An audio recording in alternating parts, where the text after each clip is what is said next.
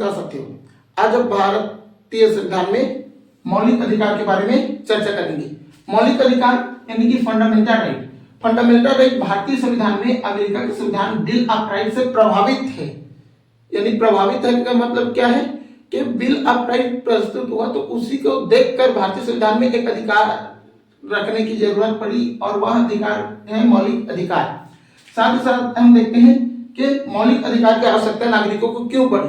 तो जब भी सरकार कुछ निर्णय ले तो उस निर्णय में या उन नीतियों में जो लोग हैं यानी भारतीय जनमानस से यानी भारत के जो नागरिक हैं उन नागरिकों को कहीं ना कहीं पिछड़ापन महसूस ना हो, क्योंकि व्यक्ति के विकास से ही क्या होता है, राष्ट्र का विकास होता है। तो बौद्धिक, आर्थिक, राजनीतिक या फिर सामाजिक या मानसिक कोई भी क्षेत्र में व्यक्ति को कोई प्रॉब्लम ना हो यानी कोई समस्या ना हो, इसीलिए मौलिक अधिकार रखा गया है भारतीय संविधान में। अब मौलिक अधिकार में रखने के लिए यही प्रत्यभूति और संरक्षण दो चीजें महत्वपूर्ण है। प्रत्यभूति यानी कि ग्रांटी और संरक्षण यानी कि प्रोटेक्टर। अब हम ग्रांटी देखते हैं। ग्रांटी का मतलब है प्रत्यभूति कि जब भी मौलिक अधिकार में कोई भी छेड़छाड़ होगा। अब कैसे छेड़छाड़ होगा यह हम देखते हैं कि आप कहाँ रहते हो, कोई ना कोई राज्य में रहते होंगे और केंद्र सरकार और राज्य सरकार अपने अपना क्या बनाती है, नियम बनाती है। अब उन नियमों में क्या होता है, एक दूसरे से विभेदन होता है। तो कहीं ना कहीं राज्य ऐसे नियम बनाते हैं जब वहां के जो नागरिक के बौद्धिक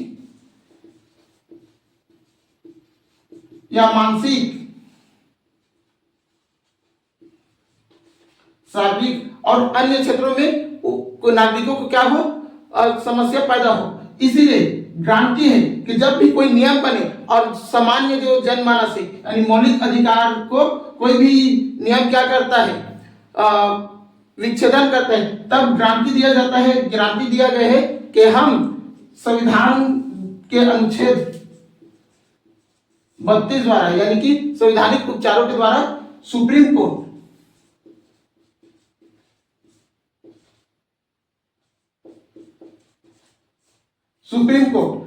कोर्ट में याचिका दायर कर सकते हैं और सुप्रीम कोर्ट उस अधिकार को क्या करेगी, संरक्षण प्रदान करेगी। तो यहाँ पे यही चीजें हो रही है कि लोगों का विकास क्या हो रहा है, बढ़ ही रहा है।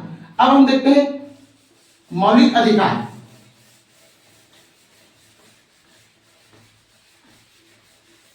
तो पहले मौलिक अधिकार देखते हैं तो 7 मौलिक अधिकार है। कितने? 7 मौलिक अधिकार। पहला हम देखते हैं समानता का अधिकार।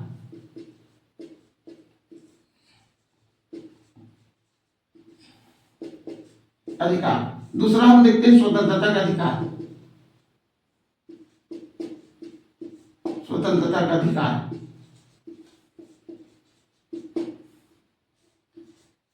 तीसरा हम देखते हैं शोषण के विरुद्ध।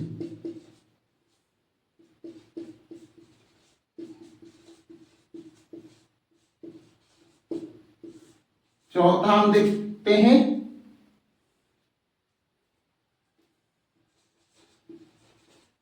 धर्म की स्वतंत्रता।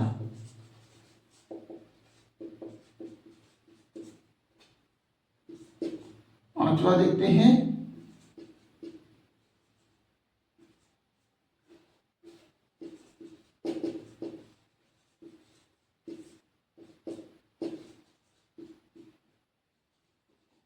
शिक्षा।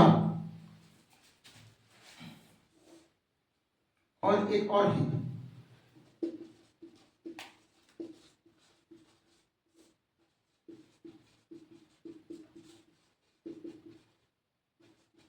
अधिकार। इसमें हम देखते हैं एक और संपत्ति का अधिकार।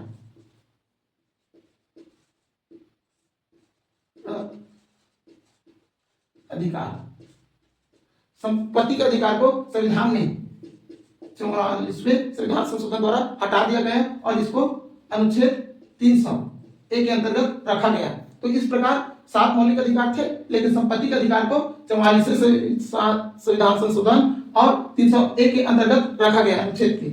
अब हम देखते हैं समानता का अधिकार। समानता यानी कि हर व्यक्ति को समाज में क्या होना चाहिए, समान रहना चाहिए। यानी कि एकल प्रणाली, यानी हम ना तो कोई धार्मिक लोग हैं ना ही कोई अधार्मिक लोग हैं। हम पहले क्या है, इंडियन है, यानी हम भारत के नागरिक हैं। समानता, स्वतंत्रता यानी कि हर व्यक्ति को क्या है, बोलने का, घूमने का, विवाह करने का, ये सारे स्वतंत्रता का अधिकार है। फिर शोषण के विरुद्ध है, फिर धार्मिक स्वतंत्रता है, फिर